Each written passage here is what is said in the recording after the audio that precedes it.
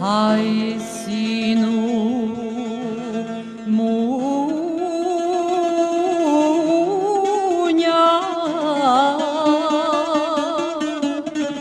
iznad Oravice.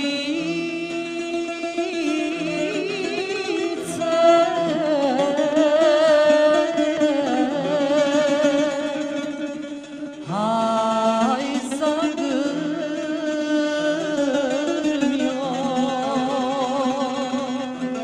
aman oko Gračanice.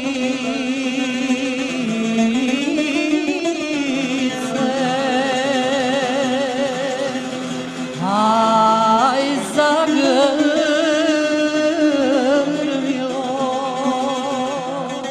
aman oko Gračanice. Haj kiša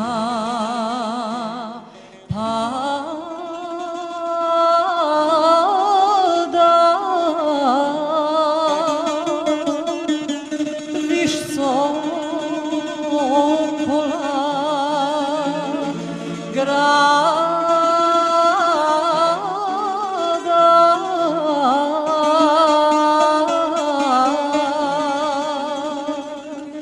Haj Gračanicu,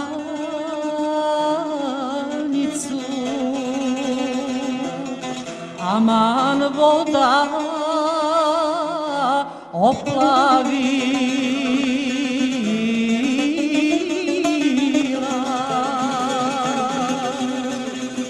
Haj i vidjelo,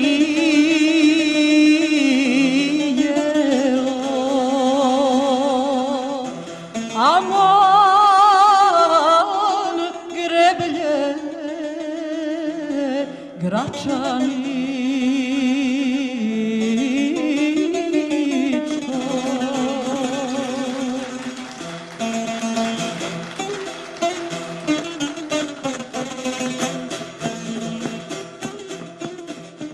Gračanica je grad koji ima svoju dušu, a dah te duše čine prostori ljudi. To je grad koji istovremeno nudi onoliko lica, prilika, slika, vidika i duše koliko je u stanju vidjeti onaj koji ga umije pročitati. U Gračanici se uvijek nekome nešto pričinjavalo i svako je vidio ono što je želio vidjeti. Tako bi neko vidio samo njene proljetne, ljetne, jesenje ili zimske ljepote, neko samo Sahat Kulu, bijelu džamiju ili srednjovjekovni Sokograd. Gračanlije, čija kazivanja donosim u nastavku, važe za dobre poznavaoce prošlosti Gračanice. Cjelovitosti i punoći poznavanja prošlosti pojedinih mjesta, mahala i čaršija, familija značajan doprinos daje usmena historija, odnosno zabilježena kazivanja dobrih znalaca tog vremena. Možeš biti vrlo napušten i siromašan, čvrste te verige vežu za nešto čega u svakom trenu nisi svjestan. To nešto jest zemlja na kojoj si se rodio.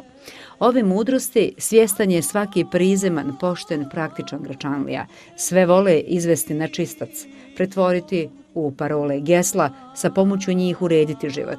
Razlog je to što su Gračanlije i poznate po svom poslovnom duhu i u cijeloj Bosni i Hercegovini poznati kao od posla čaršija. Najveći procvat Gračanica je doživjela krajem 17. stoljeća kada se u nju nakon pada Budima 1686. godine doselio Ahmed Paša Budimlija, koji je obnašao značajne funkcije i za čije ime se vezuje izgradnja nekoliko značajnih objekata po kojima je čaršija i danas prepoznatljiva. Tragove svog prisustva i kulture na prostoru Gračanice ostavili su neolitski čovjek, Iliri, Kelti, Rimljani, Sloveni, Osmanlije i Austrijanci. Zbog toga ova čaršija i ima bogatu kulturno-historijsku prošlost. Kazivanja koja su na adekvatan način zabilježena, sačuvana ili čak objavljena imaju najveći značaj jer su pristupačna istraživačima.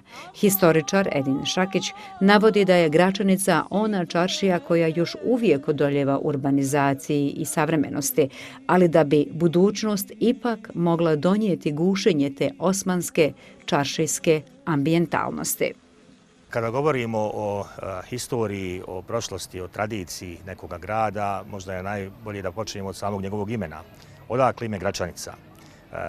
Puno naselja u Bosni i Hercegovini nosi to ime i skoro sva ta naselja nalaze se na istoimenim rijekama. U slučaju naše Gračanice mi smo na jednoj rečici, jednom potočiću zvanom Sokoluša, ali koji se do prije nekih 120 godina nazivao Gračanicom ili još starija varijanta tog imena Gradčanica. Sama ta rijeka dobila ime zato što je izvirala ispod srednjovjekovnog grada Sokola, srednjovjekovne utvrde Sokol, faktički formirala se tu od dva potočića, a naselje koje se negdje pod kraj srednjeg vijeka razvilo na njenim obalama dobilo je ime Gračanica. Riječ grad koju mi danas poznajemo kao oznaku za naselje urbanog tipa prvobitno je u svim slavenskim jezicima, staroslavenskom jeziku dakle označavala utvrđenu, ograđenu, zaštićeno mjesto. To je bio običajni naziv za utvrde u srednjovjekovnoj Bosni i zapravo kod svih Slavena pojam znači same utvrde prenio se i na urbana naselja koja se obično rađala u sjeni utvrđenih gradova ili su sama bila opasana zidinama, dakle ograđena. Kada je riječ o urbanoj tradiciji ovih prostora, zapravo prvo naselje urbanog tipa za koje mi znamo jeste ova Gračanica koja se razvila početkom vladavine Osmanlija. 1528. godine Gračanicu Osmanlije zatiču kao rudarsko selo, dakle jedno selo sa rudnikom željeza, da bi već 20 godina kasnije posebnim ukazom cara Sulejmana Veličanstvenog Gračanica bila uzdignuta na nivo kasabe, odnosno gradskog naselja, što je značilo određene poreske povlastice za njene stanovnike koji su se umjesto zemljoradnjom bavili znači zanatstvom, trgovinom i ovim drugim neagrarnim djelatnostima. Gračanica se ubrzano razvija tako da već do početka 17. stoljeća po broju stanovnika dostiže, kako to dr. Adem Handžić kaže, nivo Donje Tuzle, današnje Tuzle, i taj svoj razvojni put, iako je određenim periodima bilo usled ratova i ovih kriznih vremena stradanja, zadržala je do konca osmanskog razdoblja.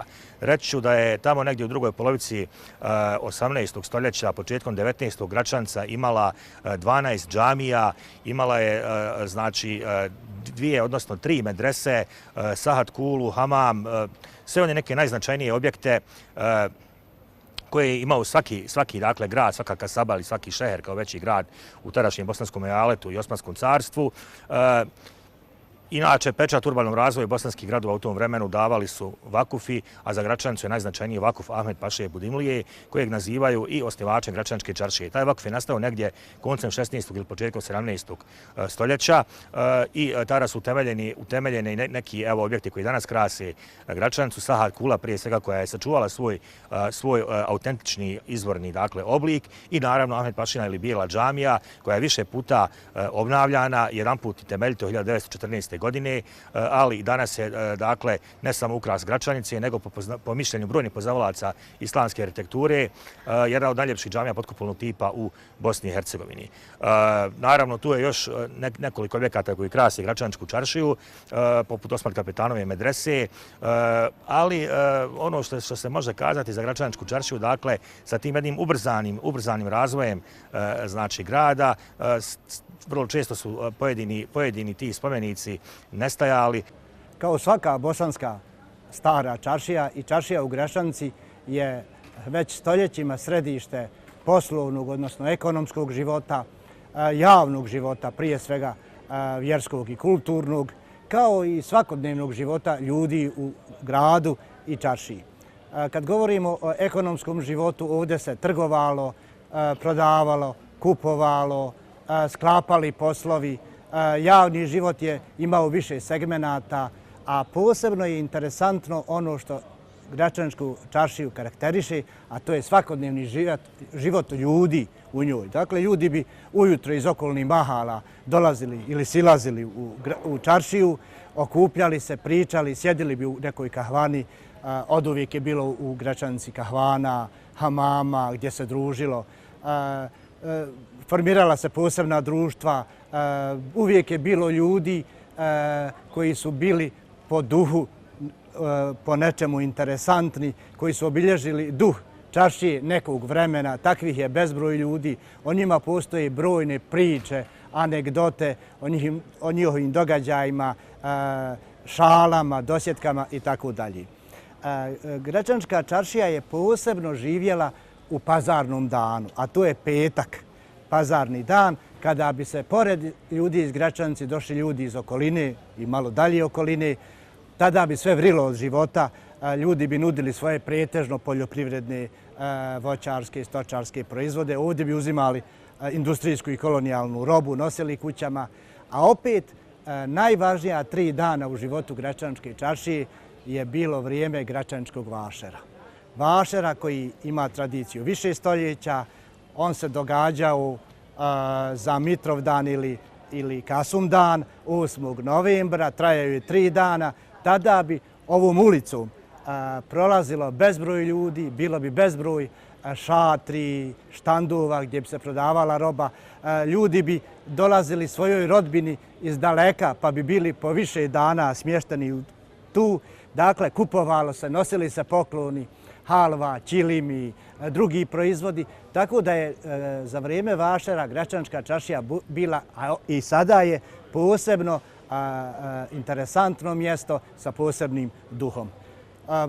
Brojni su i drugi momenti vezani za čaršiju, Gračanički korzo, ljudi, događaj, pa i sportske aktivnosti, kulturne, ali svaka od tih segmenata traži jednu posebnu priču.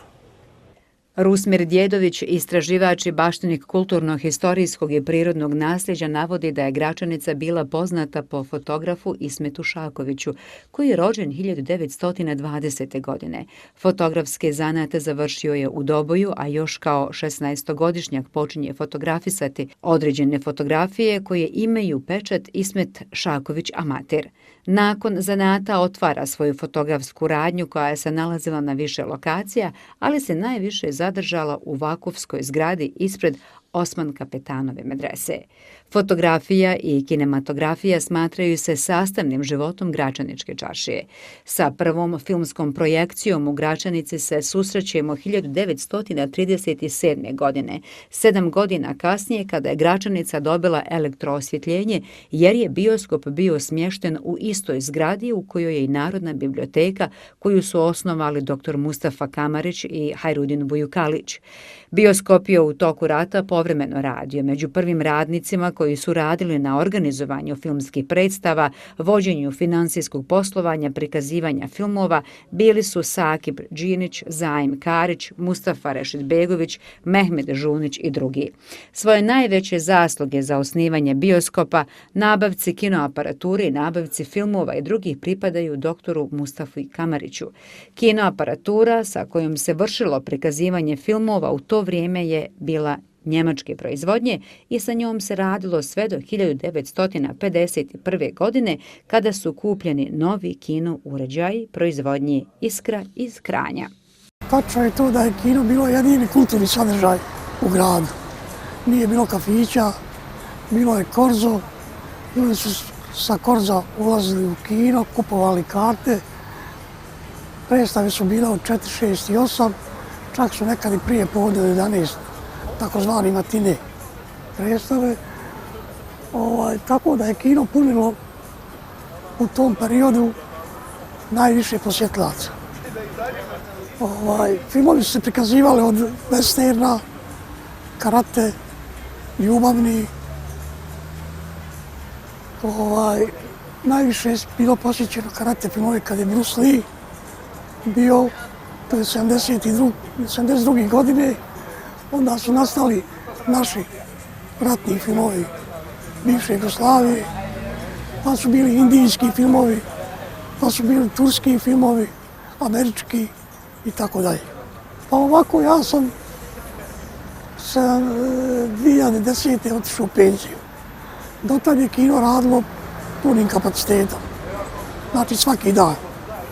Odlaskom mojim, oni nisu imali više kadra u BKC-u da se to nastavi.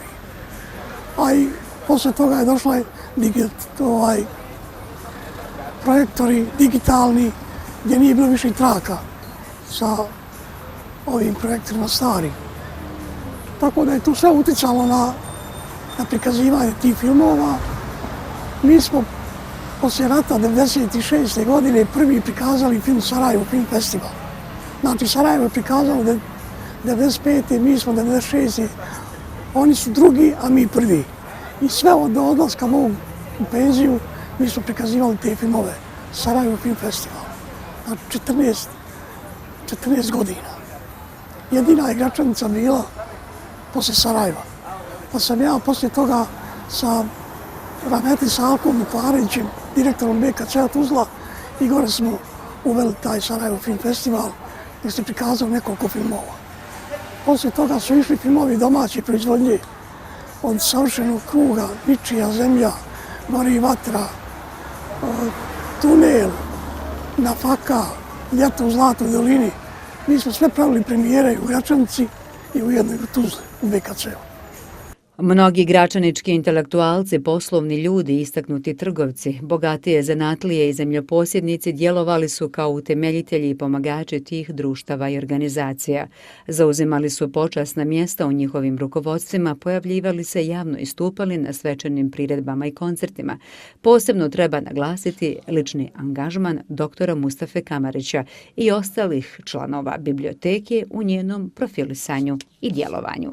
Narodna biblioteka u Gračanici spada u najstarije kulturne ustanove na području Tuzlanskog kantona pa i šire. Evo, 100 godina ona obnaša i istrajava u svojoj funkciji i misiji obrazovanja, širenja kulture, javne riječi i prije svega druženja. Gračanlije su oduvijek bile privržene knjizi i gledajući unazad možemo kazati da je Narodna biblioteka bila centar okupljanja znamenitih Gračanlija koji su činili sve na edukaciji stanovništva u Gračanici, naročito ženske populacije.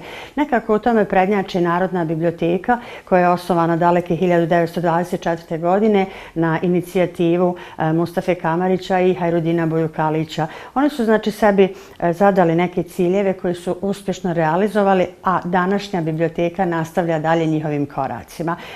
Kazali smo da je fokus od osnivanja biblioteke, pa evo ostalo je to do današnjeg trenutka, bio na edukaciji i obrazovanju, rekoh u to vrijeme naročito ženske populacije, pa su s tim u vezi organizovani razni tečajevi i edukacije kako bi ženska omladina bila spremna za sve one životne dobre i loše stvari koje ih očekuju tokom njihovog odrastanja, a potom i dalje sazrijevanja. U Narodnoj biblioteci možemo kazati da je u Gračanici nekako započelo sve. Prvi sportski klubovi su započeli sa pričom u biblioteci. Prvi radio je zasvirao u biblioteci. Prvo kino je emitovano u okviru Narodne biblioteke. U okviru biblioteke djelovala je tamburaška, horska sekcija, dramska.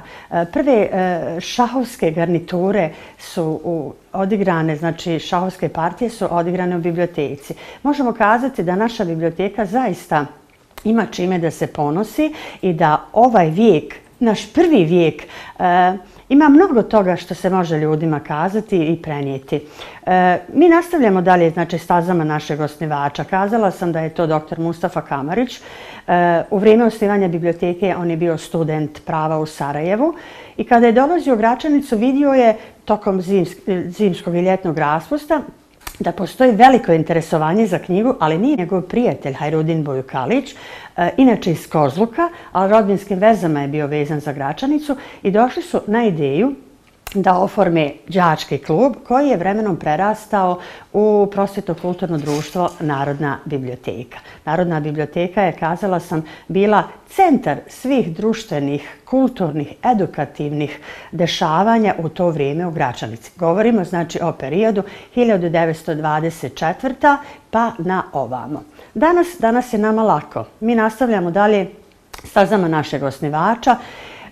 Trudimo se da budemo malo bolji za nijansu od njih, mada je to teško zaista nadmašiti, jer ono što su oni uradili za naš grad, za naše okruženje je zaista nešto što je od velike važnosti za čitav Tuzlanski kanton, a boga mi i za Bosnu i Hercegovinu.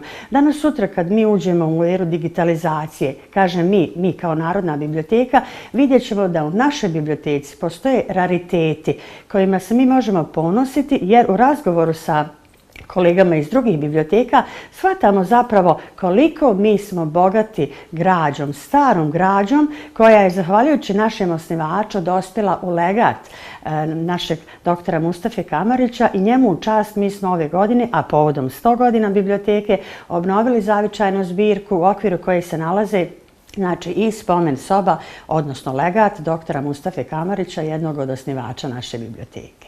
Kad god dođu u našu biblioteku, prvo se zadive onim prvim osjećajem koji osjete kad otvore vrata naše biblioteke, jer mi pokušavamo da naša biblioteka odiše nekom pozitivnom i mirnom emocijom i da taj osjećaj znači prenesemo na sve naše korisnike.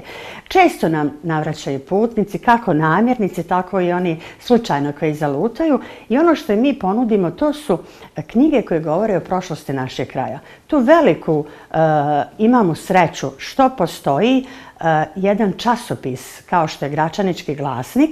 Nedavno je promovisan 57. broj časopisa za kulturnu historiju Gračanički glasnik i zahvaljujući redakcije, vrednim članovima redakcije Gračaničkog glasnika i glavnom i odgovornom uredniku, profesoru dr. Omeru Hamziću, nama je mnogo lako jer mi kažemo, odlično, u Gračaničkom glasniku imate sve ono što vas zanima u Gračanici. Naravno, tu su i knjige naših domaćih autora, Edina Šakovića, Omera Hamzića, i drugih Gračanlija koji su napisale lijepe stvari o nama, ali one malo ružne, sve to dio naše svakodnevnice. I svakako tu je knjiga od Saliha Kolenovića o Gračanici koja je nekako osnovno štivo kada govorimo o razvoju Gračanice, o njenoj dalekoj prošlosti, o njenoj ekonomiji i tako dalje. I pored svih izazova i poteškoća sa kojima se znanstvene i kulturne institucije Bosne i Hercegovine suočavaju već duže vrijeme, određene sredine sa svojim entuzijastima uspijevaju premostiti sve nedostatke i višestruko obogatiti mjesta i regije u kojima žive i rade. Takav jedan svijetao primjer je i Gračanica. Ovdje već decenijama jedan broj intelektualaca nesebično radi na što sve stranijem upoznavanju ovog kraja, kako kod mlađih generacija, tako i svih onih koji se interesiraju o ovom mjestu i njegovoj okolini. Rezultat toga je da je decenijama unazad pokrenut časopis Gračanički glasnik. Krenuli smo u pravom pravcu. Daleke, sad kažemo 96. godine, odmah poslije Daytona, jedna grupa nas trojica, Rusmir Djedović i Mizet Hamzić, koji mi nije rođo, koji je sada u Sarajevu, smo bili članovi ratne redakcije Biljega vremena, ratnog lista koji izlazi u Gračanici od negdje sredine 93. do 95. godine, znači do kraja rata. Interesantno da se taj list koji je imao izvanrednu ulogu u ratu, na koji smo mi ponosni, bio sam član te redakcije, naravno, se ugasio. Sad kad biste vi meni postavili pitanje kako je došlo do tog gašenja, ne bi vam znao jednostavno objasniti. Završetak je rata, kome je sad više do tog lista, informacije su krenule su novine i tako dalje. I onda smo mi nakon 3-4 mjeseca, možda u nedostatku, nedostajala nam je ta pisana riječ, nešto da pišemo, onda smo došli na ideju da hajmo pokušati da pokrenemo jedan časopis. I tako je to krenulo. Mislili smo skromno da idemo sa jedno 3-4 broja. Imali smo već materijala koji su već bili u polu pripremljeni i odmah smo u startu dobili podršku opštine, opštinskih struktura i tako je to krenulo. Sad, velika je to priča. Mi, znači, živimo već 30 godina intenzivno i u kontinuitetu. Znači, svake godine izađu po 2 ovakve knjige, odnosno 2 broja. Nedavno smo promovisali naš 57. broj, evo u pripremi je 58. broj. Sad, tu je 58 ovakvih knjiga koje vi vidite.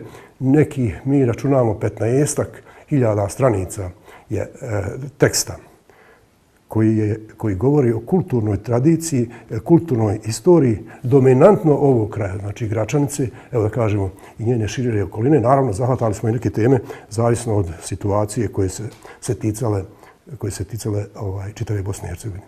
Ono što sam ja preferirao kao urednik ovoga glasila i stalno i danas na tome insistiram i to je jedna, da kažemo, nit urednička, da prije svega časopis mora ostati u nekim okvirima, neću reći lokalnim, ali regionalnim okvirima, s tim što svi tekstovi koji se tu objavljuju moraju ispunjavati sve najviše standarde od, ne znam, pravopisnih, lektorskih i tih tehničkih do nekih naučnih i kulturno-umjetničkih kriterija.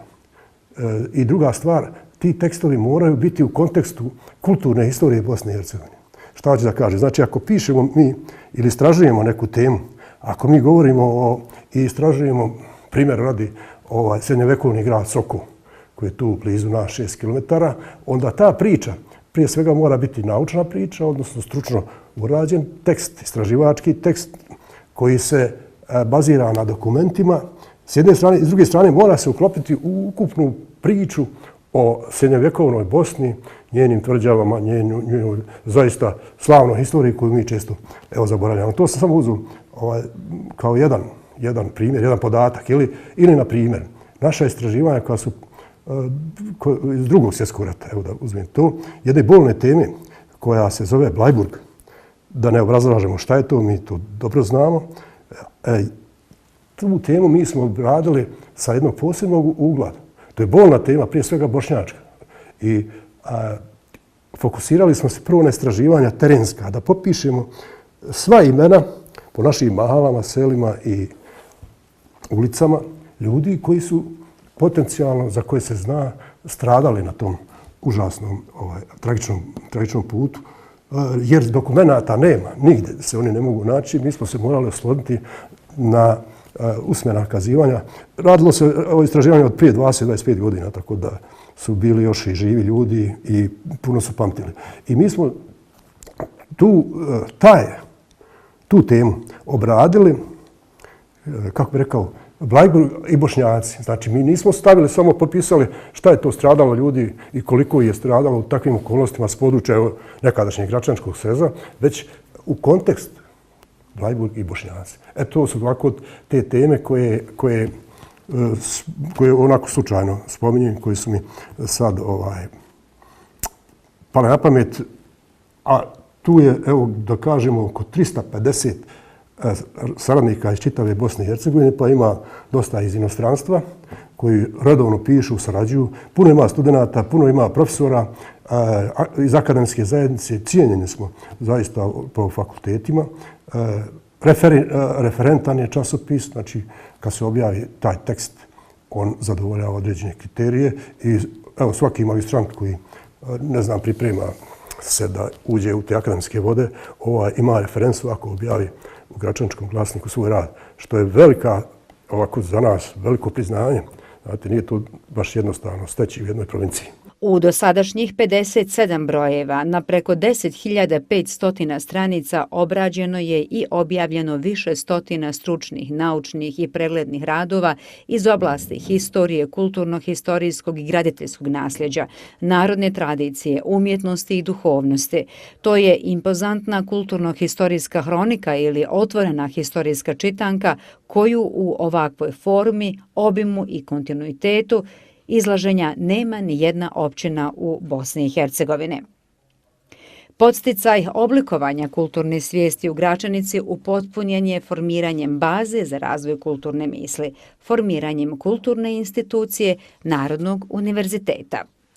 Pa kada govorimo o organiziranom djelovanju u oblasti kulture u Gračanici, nekakve prapočetke imamo u djelovanju kulturno-prosvjetnih društava koja se ovdje osnivaju još od konca 19. stoljeća, pa sve ovamo do iza Drugog svjetskog rata djelovalo se pod ovim ili onim okolnostima, ali prva znači stalna ustanova koja je djelovala u oblasti kulture i narodnog prosvjećivanja bila je Narodni univerzitet Gračanica, osnovana 1959. godine. Ta ustanova je pravni prethodnik današnjeg Bosanskog kulturnog centra. Ranije je imala puno više svojih odjela, puno više svojih dakle radnih organizacija. Nekada znači je imala i po 30-40 radnika, sve negdje tamo do one krize 80. godina kada je i Narodni univerzitet preregistrovan, znači kasnije 80. u Centar za kulturu, informisanje i obrazovanje, da bi tokom agresije na Bosnu i Hercegovinu dobio današnji naziv Bosanski kulturni centar, djelujući poslije rata neko vrijeme kraće vrijeme kao javno preduzeće, a zatim kao javna ustanova, čiji je osnivač općina, odnosno danas grad Gračanica. Znači, ova ustanova ima zaista jedan fin kontinuitet, dakle, svoga djelovanja, jedan fin historijat, a koji je zapravo još i duži, ako uzmemo u obzir da u okviru te ustanove djeluje, recimo, kino Gračanica, koje je još od 1938. godine u ovome gradu, zatim Narodna biblioteka koja ove godine slavi 100. rođendan, Gradski muzej, odnosno nekadašnja zavičajna muzejska zbirka koja je osnovana od 1985. godine, Radio Gračanica od 1969. godine i tako dalje i tako dalje. Znači, ova je ustanova zaista jedan može se reći od identitetskih spomenika Gračanice i svaki Gračanlija bi je trebao tako doživljavati. Javna ustanova Bosanski kulturni centar Gračanica danas djeluje u objektu koji je iza nas na 2700 kvadrata. U njoj djeluje Radio Gračanica, Narodna biblioteka dr. Mustafa Kamarić, djeluju kino Gračanica. Osim toga, naši prostori koriste razni umjetnici. Jedan od njih ste mogli vidjeti, djeluje također i atelje Semira Osmanhodžića. Djeluju prostori raznih muzičkih grupa koji koriste za uvježbavanje, tako da ono što je intencija bila kada se osnivala ova ustanova, da što više građana koristi prostore naše ustanove, to zapravo mi i činimo danas. Uvijek smo otvoreni prema svima, dajemo prostor svim korisnicima, svim građanima Gračanice, a izlazimo u susret da realizujemo njihove projekte. Bosanski kulturni centar Gračanica u toku godine realizuje oko 90 kulturno-umjetničkih programa, kako u objektu, tako i van objekta, što to znači da mi u principu svaki treći dan imamo jedan kulturni događaj naše ustanove. To je sasvim pristojan broj kulturnih događaja za Gračanicu i njenu površinu. Semir Osmanhodžić kada je tražio prostor za svoj rad, zajedno sa gradonačelnikom mi smo imali taj prostor ateljeja. Ono što smo mi kao ustanova uradili jeste da smo obavijestili poslodavce o radu akademskog slikara u Gračanici.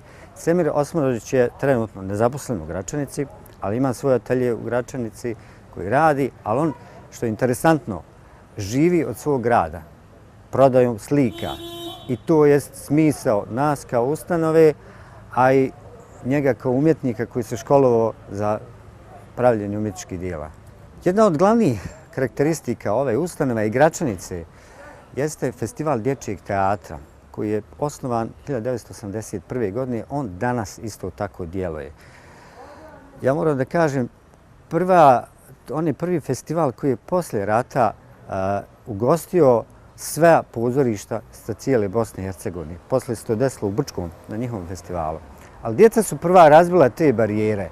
Tako da, osim tog festivala koji je širi ljubav po cijeloj Bosni i Hercegovini, stvara uspomene, tu su i ljetne večeri pod lipama Gračanice koji su nastavili kulturnu proizvodnju, odnosno ta kulturna manifestacija je krenula 2002. godine i ona je danas isto jedan kulturni identitet grada Gračanice gdje pruža priliku kako domaćim umjetnicima, tako i drugim umjetnicima iz drugih gradova, pretežno domaćih umjetnika bosansko-hercegovačkih, da prezentuju svoj rad gračaničkoj publici.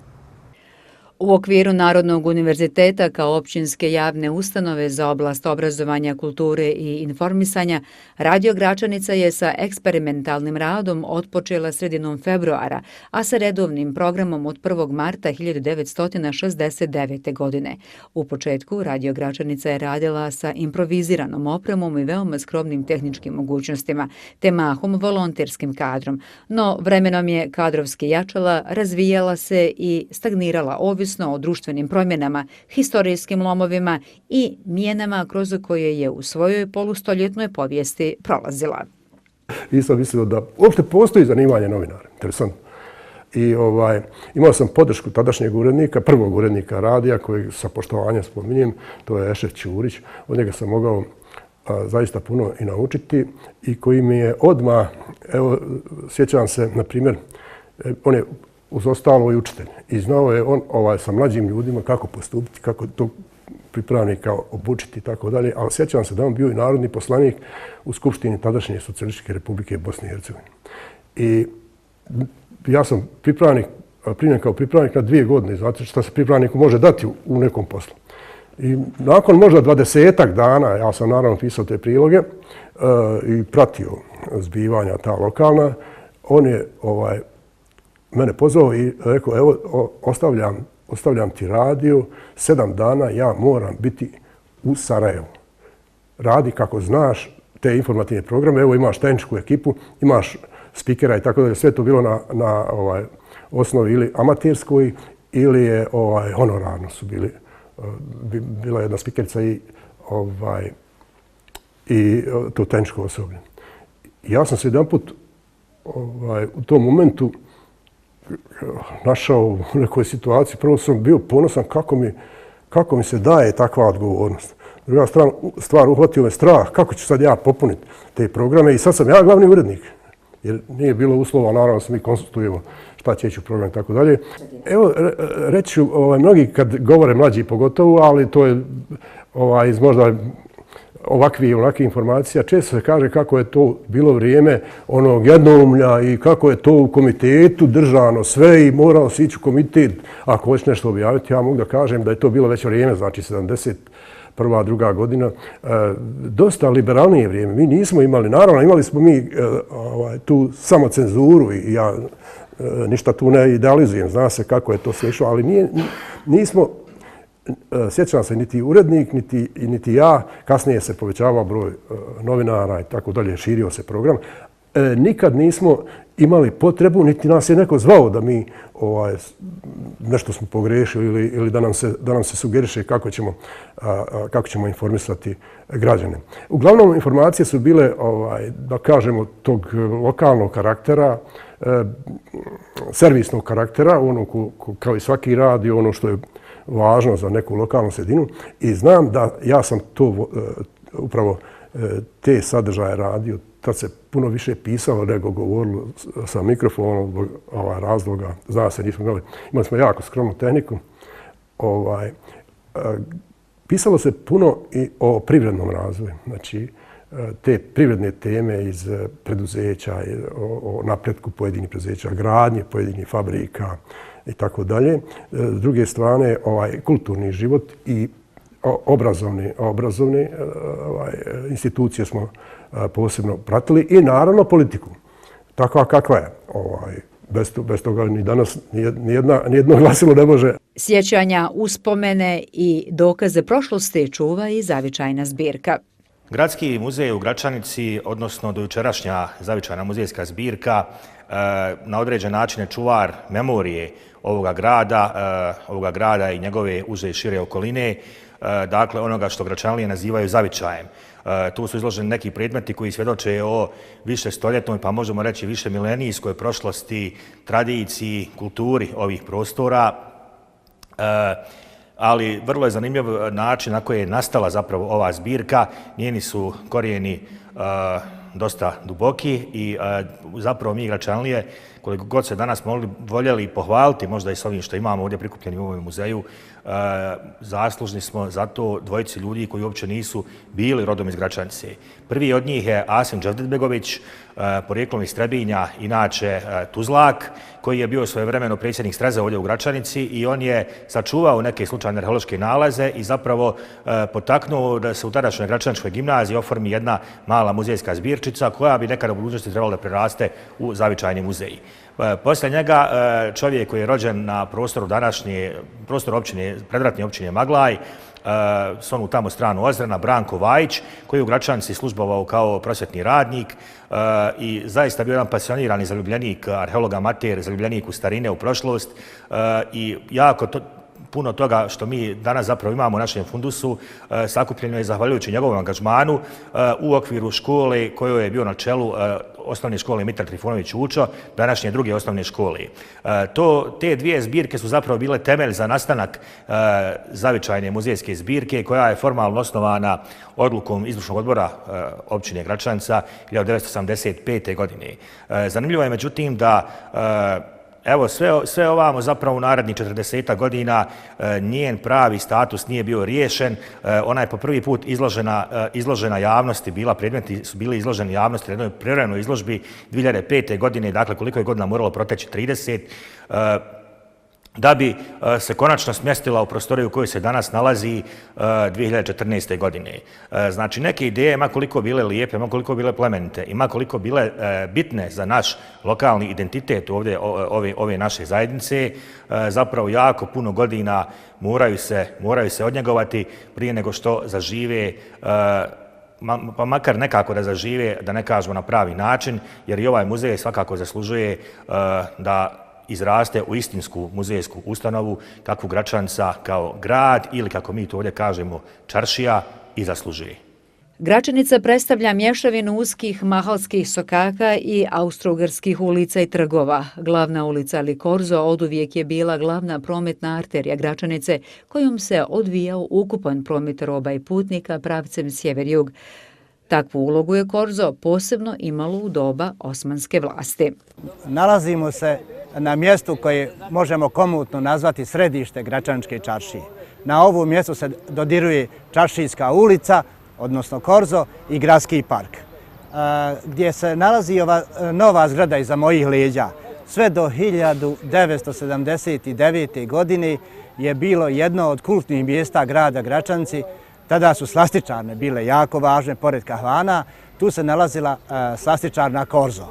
A ona je dobila naziv zato što se nalazila na sredini Gračaničkog korza, jednog fenomena bosanskih gradova, kada su ljudi tokom 50., 60., 70. pa i 80. godina svi uveče izlazili, šetali, družili se, upoznavali se, pričali. Ovom glavnom ulicom, čaršijskom, dakle Korzom gračaničkim, bi šetali po nekoliko sati tokom noći, kad zahladni i kad padne mrak, pogotovo ljeti, šetali ozbiljni parovi, ozbiljni ljudi, djevojke, obično u grupama, a sa strane, ovako po ivici trotoara, bi se poredali gračanički momci, pa bi gledali, malo ašikovali, dobacivali curama, tako da je bio jako interesantan taj ugođaj Gračaničkog korza, kao i svim drugim bosanskim i starim gradovima. Gračanica je i ona čaršija koja je svoju povijesnu nit utkala u pjesmu. Uz katastrofalne poplave vezan je i motiv najpoznatije gračaničke i jedne od najpoznatijih sevdalinki uopće, Gračanicu voda oplavila. Pjesma u Gračanici je duga vijeka i život u njoj, svjedoči to i priča o gračaničkom džuboksu. Ova zgrada medrese, Osman Kapetanove medrese iz osmanskog perioda, je u periodu od 50. godina prošlog stoljeća pa sve do 1979. godine bila dom kulture za grad Gračanicu. U njemu su bili razni sadržaji, biblioteka sa čitaonicom, bosanska kahvana, dershana, odnosno sala za sastanke i priredbe, ali ja se još kao mlad dječak od 10 godina sjećam da je upravo na ovom mjestu, uz ovaj zid, u dvorištu Doma kulture ranije medrese, bio jukebox. Dakle, krajem 60. godina on se pojavio. To je bila jedna velika revolucija, rekao bih, u društvenom, pogotovo mladih, životu ljudi. Bila je to velika senzacija da se ovdje mogle čuti, naručiti, odabrati, jer su bile ploče sa određenim pjesmama, pa se ukucavalo, slično današnjem kompjuteru, da bi se saslušala, uplatio novčić i saslušala određena omiljena pjesma. Ovdje su omladinci po čitavu noć i dan slušali svoje omiljene pjevače i grupe, na primjer iz tog perioda Indekse, Krunoslava Slabinca, Mikija Jevremovića, Mišu Kovača. Ali ja se sjećam tog perioda, dakle prije 55 godina, ali tada se mogle čuti i već danas zaboravljeni muzičke veličine bivše Jugoslavije, kao što su Duško Lokin, Hamdija Ćustović, Boba Stefanović, Dalibor Brun, grupa Pro Arte i tako dalje. Dakle, taj džuboks je tu trajao nekoliko godina i sjećam se već negdje 70. godina kad su zaživile radio, kasetofoni, gramofoni pa i TV, to je sve izgubilo smisao i onda je još samo nekoliko godina iza toga ovdje bio oklop od lima koji su ljudi napravili da bi se zaštitio taj džuboks. Džuboks je nestao, taj oklop je stajao još koju godinu i onda negdje tokom 70. godina, dakle prije 50 godina, nestao je zadnji trag džuboksa u Gračanici. Začeci sporta modernog doba u Gračanici zabilježeni su u periodu između dva svjetska rata. Djelovalo je nekoliko nogometnih klubova i sportskih sekcija u okviru Sokolskog društva. Dževad Muderizović je autor 2 dokumentarna filma i više knjiga o životu sporta na području Gračanice.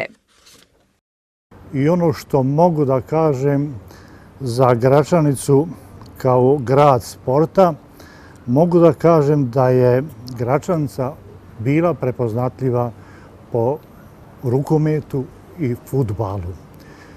Fudbalski klub Bratstvo, koji je tad nosilo ime Bratstvo, je osnovan odmah po završetku Drugog svjetskog rata. Mada je i za vrijeme Drugog svjetskog rata u Gračanici postojalo nekoliko lokalnih klubova, istina nisu bili registrovani, ali su se igrale utakmice regionalnog karaktera, kao što su Omladinac, pa čak klub Jugoslavija, klub Bosanac. I to su mahom bili naši studenti koji su za vrijeme ljetnih ferija dolazili u Gračanicu. No, 1945. godine osnovan je fudbalski klub Bratstvo Gračanica, koji ima duboku povijest, duboku istoriju. 1952. godine je dobio jedan tada modern stadion, lijep stadion, ograđen stadion. Dok je 11 godina posle toga grad Gračanica dobio i rukometni klub. Isto Bratstvo, jer su svi bili u sastavu sportskog društva Bratstvo. 3 godine posle formiranja rukometnog kluba, 1959. godine, dobili smo i ženski rukometni klub. I to su bili zaista istorijski početci sporta na našoj opštini. Okupljali su omladinu, ali moram reći zaista školovanu omladinu. Gimnazijalac jedan, nepojmljivo je bilo da ne igra rukomet. Ja sam izvještavao sa svih utakmica, i fudbala i rukometa. Imam izuzetno veliku arhivu fotografija, izvještaja. I to je na mene nekako utkalo put u izvještavanju, u novinarstvu i ja sam zaista zahvalan na svemu tome i to sva ponosom ističem i to je bio jedan od razloga da su se u upravi nogometnog kluba odlučili da tu knjigu uradim ja, znači moje autorsko djelo i ona je izišla i promocija ovih dana treba da bude 75 godina, istina ona je rađena u 75 godina, a Bratstvo već sad za 2 godine doživlja 80 godina postojanja i rada. Ovim završavamo sjećanja na pojedine dijelove Gračaničke čaršije iz prošlosti. Ostalo je još mnogo toga da se napiše, ali o tom nekom drugom prilikom.